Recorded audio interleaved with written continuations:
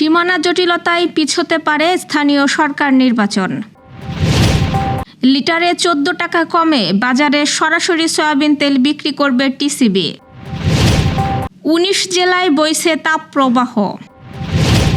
ইসলামী ব্যাংকে হস্তক্ষেপের প্রতিবাদে ঝিনাইদহ ও যশোরে মানববন্ধন। ঝিনাইদহে যুবশক্তি নেতাকে ডিবি পরিচয়ে তুলে নিয়ে যাওয়ার অভিযোগ। অনুমতি ছাড়া হজের চেষ্টায় সৌদিতে বাংলাদেশি সহ আটক 13। স্পিন শক্তিতে ভর করে বিশ্বকাপ স্বপ্ন দেখছে বাংলাদেশ। দর্শক, শুনছিলেন দিনের খবরের প্রধান শিরোনাম, এবার বিস্তারিত। তার আগে আমাদের ইউটিউব চ্যানেল সাবস্ক্রাইব করুন এবং সব খবর পেতে ফেসবুক পেজ ফলো করে রাখার পাশাপাশি ওয়েবসাইট ভিজিট করুন। স্থানীয় সরকার নির্বাচন ঘিরে রাজনৈতিক দল ও সাধারণ মানুষের আগ্রহ বাড়লেও সীমানা জটিলতা ও আইনি বাধায় ভোট পিছিয়ে যাওয়ার শঙ্কা তৈরি হয়েছে। সরকার সেপ্টেম্বর-অক্টোবরে নির্বাচন আয়োজনের পরিকল্পনার কথা জানালেও নির্বাচন কমিশন বলছে আগে স্থানীয় সরকারগুলোর সীমানা নির্ধারণ, ভোটার তালিকা হালনাগাদ এবং বিধিমালা সংশোধনের কাজ শেষ করতে হবে। ইসি সূত্র জানাচ্ছে, বগুড়া সিটি সহ বিভিন্ন এলাকার সীমানা নিয়ে মামলা ও জটিলতা রয়েছে। এছাড়াও দলীয় প্রতীক ছাড়া নির্বাচন হওয়ায় আচরণবিধি ও নির্বাচন পরিচালনার নিয়মেও বড় পরিবর্তন আনতে হচ্ছে। ইভিএম ও পোস্টার বাদ সামাজিক যোগাযোগ মাধ্যমে প্রচার এবং এআই অপপ্রচার ঠেকাতে নতুন বিধান আনার প্রস্তুতিও চলছে।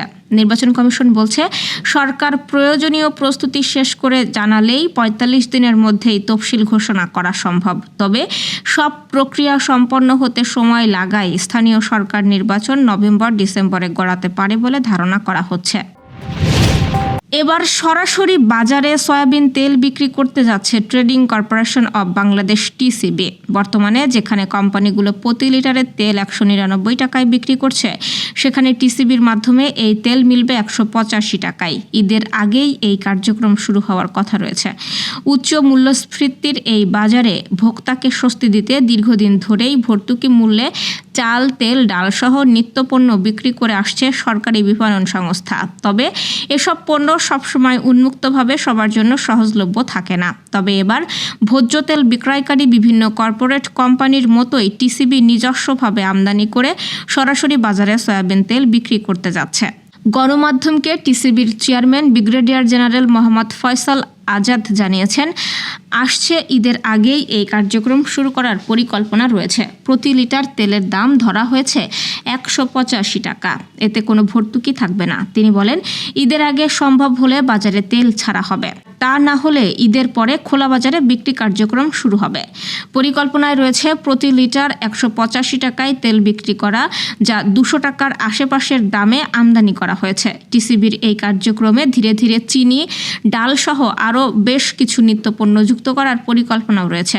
সংস্থাটির চেয়ারম্যান আরও জানান, ভবিষ্যতে আটা এবং কিছু মশলাও এই তালিকায় আনা হবে। দেশের ১৯ জেলার ওপর দিয়ে তাপপ্রবাহ বয়ে যাচ্ছে বলে জানিয়েছে বাংলাদেশ আবহাওয়া অধিদপ্তর।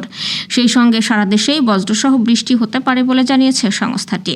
আজ বাংলাদেশ আবহাওয়া অধিদপ্তরের আবহাওয়াবিদ আব্দুল হামিদ মিয়ার দেওয়া পূর্বাভাসে এই তথ্য জানানো হয়।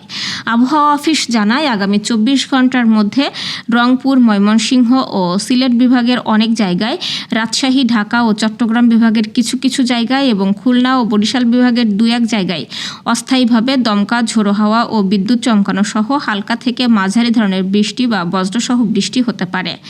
সেই সঙ্গে রংপুর, ময়মনসিংহ ও সিলেট বিভাগের কোথাও কোথাও মাঝারি ধরনের ভারী থেকে অতি ভারী বর্ষণ হতে পারে। এছাড়াও ঢাকা, ফরিদপুর, মাদারীপুর, রাজশাহী, পাবনা, সিরাজগঞ্জ, চাঁদপুর, লক্ষ্মীপুর ও পটুয়াখালী জেলা সহ খুলনা বিভাগের সকল জেলার ওপর দিয়ে মৃদু তাপপ্রবাহ বয়ে যাচ্ছে এবং তা অব্যাহত থাকতে পারে। সারা দেশে দিনের তাপমাত্রা প্রায় অপরিবর্তিত থাকতে পারে এবং রাতের তাপমাত্রা সামান্য কমতে পারে। ইসলামী ব্যাংকে সরকার ও বাংলাদেশ ব্যাংকের হস্তক্ষেপের অভিযোগ তুলে ঝিনাইদহ ও যশোরে মানববন্ধন ও বিক্ষোভ সমাবেশ করেছেন গ্রাহকরা। আজ সকালে ঝিনাইদহ শহরের শেরে বাংলা সড়কে ইসলামী ব্যাংকের সামনে সচেতন গ্রাহকদের ব্যানারে এই কর্মসূচি পালিত হয়। এতে ২ শতাধিক গ্রাহক অংশ নেন। একই সময়ে যশোর শহরের আরএন রোডে ইসলামী ব্যাংকের সামনে ইসলামী ব্যাংক সচেতন গ্রাহক ফোরামের উদ্যোগে মানববন্ধন ও বিক্ষোভ অনুষ্ঠিত হয়। বক্তারা অভিযোগ করেন, সাম্প্রতিক বিভিন্ন সিদ্ধান্তে ইসলামী ব্যাংক ব্যাংকিং ব্যবস্থার স্বকীয়তা নষ্ট হচ্ছে এবং গ্রাহকদের আমানত ঝুঁকিতে পড়ছে। তারা দ্রুত কার্যকর পদক্ষেপ নেওয়ারও দাবি জানান।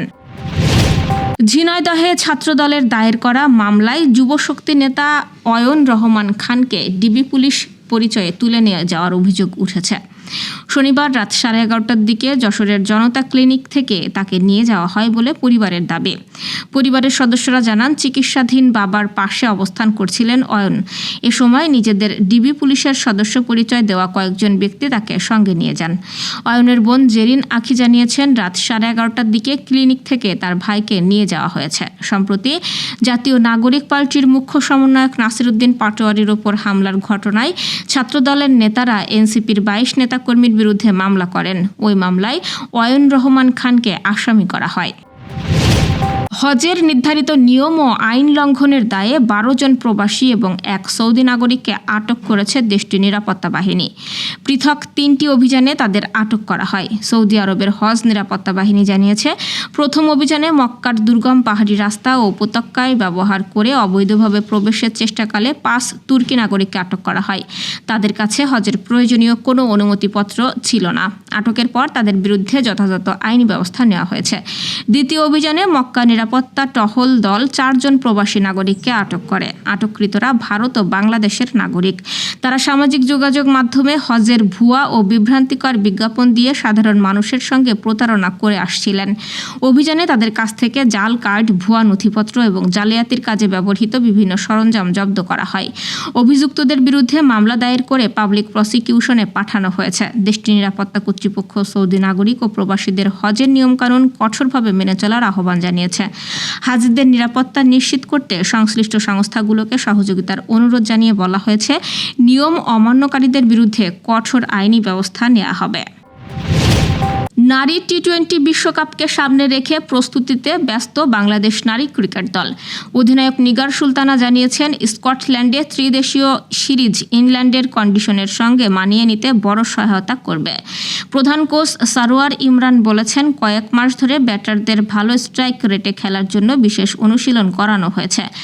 বাউন্সি উইকেট খেলার অভ্যাসও করানো হয়েছে ক্রিকেটারদের। বিশ্বকাপে বাংলাদেশের মূল ভরসা থাকবে স্পিন আক্রমণে। অভিজ্ঞ স্পিনার নাহিদা আক্তার জানাচ্ছেন, যে কোনো পরিস্থিতিতে চ্যালেঞ্জ নেওয়ার মানসিকতা দলের আছে। বাংলাদেশের গ্রুপে রয়েছে অস্ট্রেলিয়া, ভারত, পাকিস্তান, দক্ষিণ আফ্রিকা ও নেদারল্যান্ডস। তবে টি-20 ক্রিকেটে যে কোনো দলকে হারানোর আত্মবিশ্বাস নিয়েই বিশ্বকাপে যাচ্ছে নিগার সুলতানার দল।